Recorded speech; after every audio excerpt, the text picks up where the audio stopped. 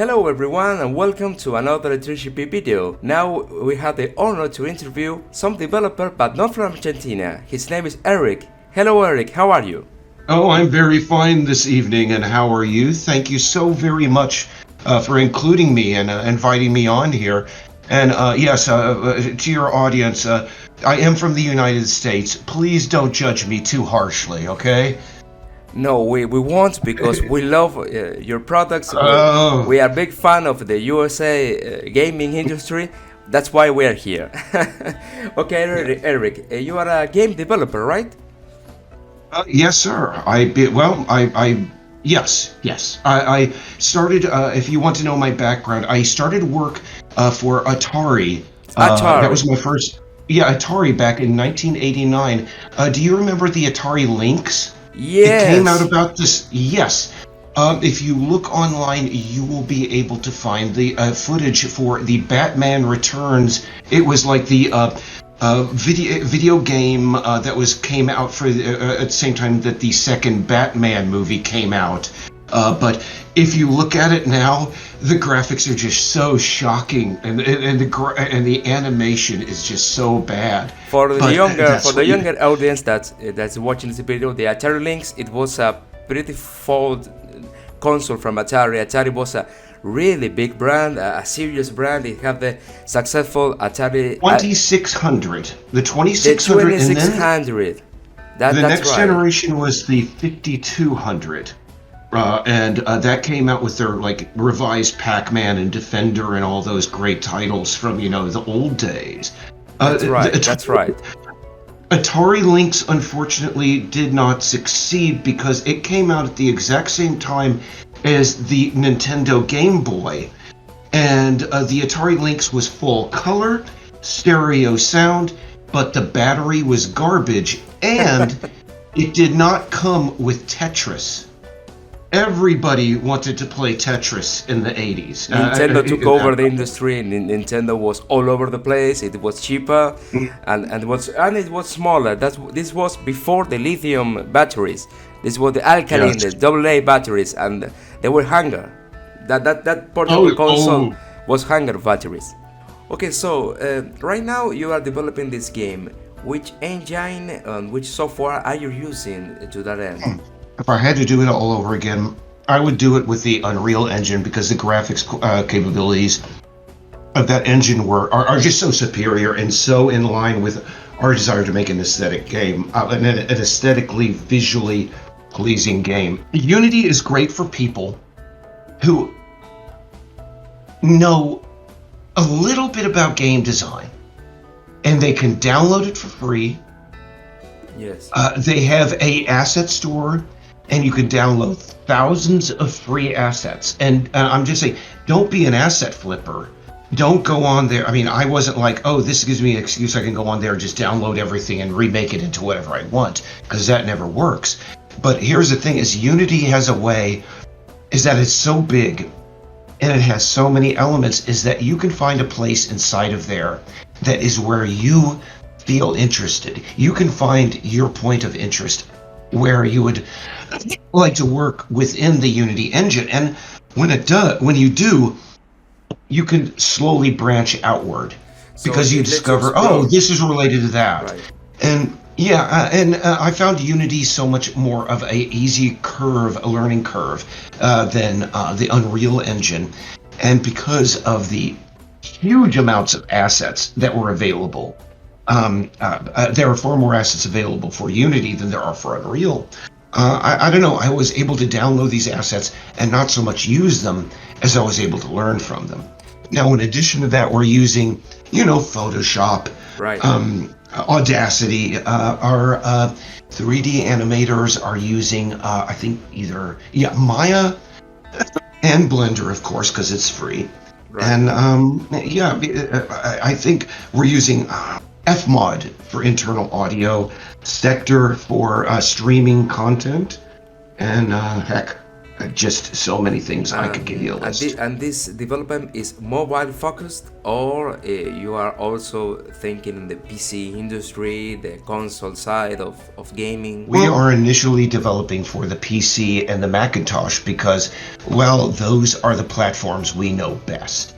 Right. We have never developed for platforms. Like I said, I am a longtime PC computer gamer, and Right, I don't right, know. I don't. So, but here's the thing: is I have had conversations with Xbox, and you know, Xbox, because it is tangential to Windows, would be the easiest port.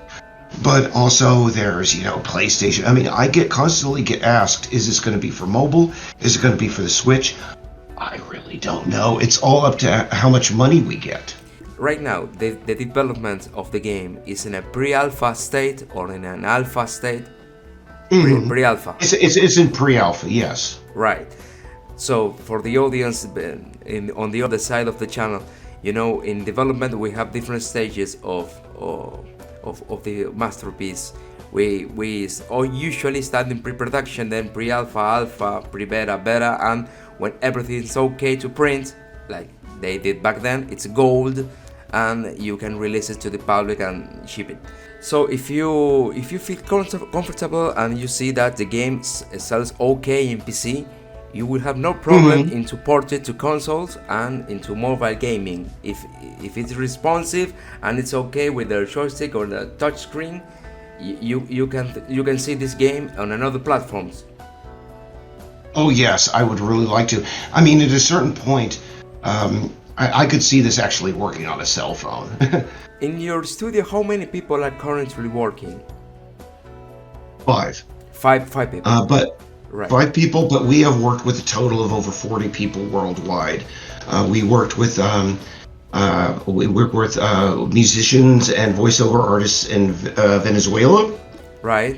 We work with people over in Ireland and England. I think we had a piece of music performed by a musician over in Great Britain. Yeah, we work worldwide. I think the first person that we brought onto the project, other than myself and my co-developer Laura, was a guy in Greece. This is not a game that is just about cats and the humans that they live with. Understand that the story behind this game reaches backwards and forwards through time, literally millions of years, and each of the NPC species in this game will have a history that's at least as interesting or more interesting than the evolution of humanity itself. Okay, Eric, so the next and last question I'm going to make you. So, from this game, do you have any kind of release date or a date for the demo? Let's see, as far as like a release date, number one, we have been funded by Patreon supporters. If you want to gain access to alphas of Peace Island, you can donate $1 to our Patreon and immediately quit, and you will get updates for every release of every alpha until it goes into the free public beta. We will provide the link in the description of this video, so all of you that want to do it, they will be able to support you through Patreon. And here's the thing: is I'm absolutely serious. There are people that donated $1 to us 2 years ago, immediately quit their support on Patreon, and they are still getting updates for every alpha release because we know how much a dollar means to people, and we stand by the people who support us. Okay. Now, cool. But as far as I've not answered your question entirely yet. Give me a moment here. Is for the public beta, I've made it clear to our team of our team of developers here that we have to release our public beta this year. Right. Now, the full game, I cannot say. I would really like to think that we could release it in 2023. Okay. But can I just say, that's another thing that I've learned as a game developer, is that it will be ready when it's ready. Every deadline you set is going to be wrong. You can say, you can give yourself 10 times the amount, and still a meteor is going to hit you. And I mean, just as you're like ready to release it, you're going to have to go, oh my gosh, a meteor hit the studio. We have to, I mean, it's just the way it is. Right. So all I can really say, if somebody wants to just run around inside of the game world and experience a few of the game features that we have currently working, Okay. they can donate $1 to our Patreon, or they can wait until the end of this year, in which we will be releasing the public beta that will have a lot more features. Right. A lot more story, a lot more features, a lot more. And it's planned to be on Steam? It is on Steam already, on Steam. actually. Okay. I will send you a link. And we will make this link public in the description of this video. And one more question. Do you think that players that want to play this game, the beta or whatever takes place soon, do they have to have a very strong rig, a very strong PC to play it, or perhaps a mid-range? It will suffice to the end of playing this game. Currently, we are requiring, here's our goal is 8 gigabytes in a mid-range of RAM. 8 gigs of RAM and a medium-range graphic card. Like a 1060. Yeah, exactly. 1070. This game was initially developed on a machine with a 1070. Right. Okay, mid-range. So, yeah. And actually, I mean, right now, the alphas that have been released that I mentioned earlier, they require 16 gigabytes. Right. But we are hoping every release runs faster. If they do join our Patreon, they are going to get a link to the alpha that we released 9 months ago. I am really leaning on our folks here. Let's get something released in the next 2 months. I mean, even if it doesn't have everything that we want, because the game has improved so much over the last 9 months, I'm ashamed of telling people this is what we have. So, I mean, again, if somebody wants to donate $1 on our Patreon, go and see the crappy alpha, and then go, screw these guys, I don't want to support them anymore, and then wait 2 months until you get the new alpha. Okay, so now people, you have those possibilities. You can donate $1 through Patreon, or you can wait for the beta, but the game is still in development and it will get the things done, so don't be impatient. It is going to be a quite adventure for you, releasing a game after all these years, and I wish you the best of luck. Yes, and I hope, and I want to say thank you for letting me on, and this is the last thing I want to give to your viewers, and this is going to go on for just about 2 or 3 minutes, but this is the last thing I want to leave you guys with. I understand that game development is a very tough and arduous, a road to go, but it's not beyond your reach. I just want to talk to anybody out there who thinks, oh, I can't become a game developer because I'm always at work and I don't have enough money. Laura and I started work on Peace Island in November of 2017 on a computer that was outdated by years. We were both working 10 and 11-hour shifts at jobs. She was a nurse. I was a line cook. We had no money. We started this video game on Unity because it was free, and there were lots of free assets. We started building this game with whatever free stuff we could get together because, we just wanted to make that game, and we just wanted to do it. We had no guarantee that we would make a success.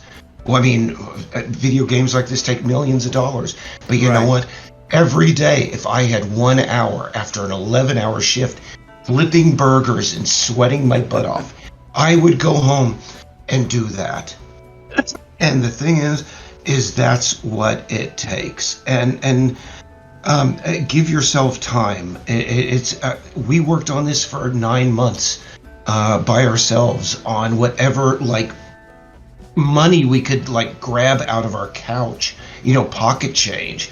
And it was only until about a year after we started that we did a Kickstarter that gave us enough money to the point that, you know, we didn't have to work, you know, insane hours. I mean, we still worked, but it wasn't until, and this is again why I am here, until July 2019, when after an 11-hour shift, you know, flipping burgers at my job at a restaurant, I came home and I shared one screenshot of, you know, how far the game had come during the years that I had worked on it. And overnight, I immediately went to bed. Overnight, that screenshot was shared on a South American cat lovers group. From there, it was picked up by British media. While I slept, that screenshot went around the freaking world. I woke up the next morning and a Patreon that I had set up like months ago that had no money coming into it was blowing up. And I was getting interview requests from Mexico, from Serbia, from Russia, from Japan. And it just goes to show, you can do it, man. I'm just saying to all these people, you know, in South America, number one, thank you for what you did for our project. It would have I would not be talking to you or this guy had it not been for the good people of South America. And number two, dude, work with what you have. Unity is free. There are assets that are free. Do what you can, because if I can make it, you can make it, guys. Okay, I don't know how to thank you for that, how to express my gratitude. I am not a game developer, but I assume that a lot of our viewers are, and you know, they feel that they won't get ever things done because of economic troubles, or they do not have the hardware resources. Listen to this man. Listen to this developer that came through the 70s, 80s, 90s, and he's here standing, still developing and pursuing his dreams. Thank you. Thank you for your time. Thank you. And again, I wish you the best. And for you, the guys out there, thank you for supporting our channel. Please subscribe, like, comment. I hope you enjoyed these videos as much as we did.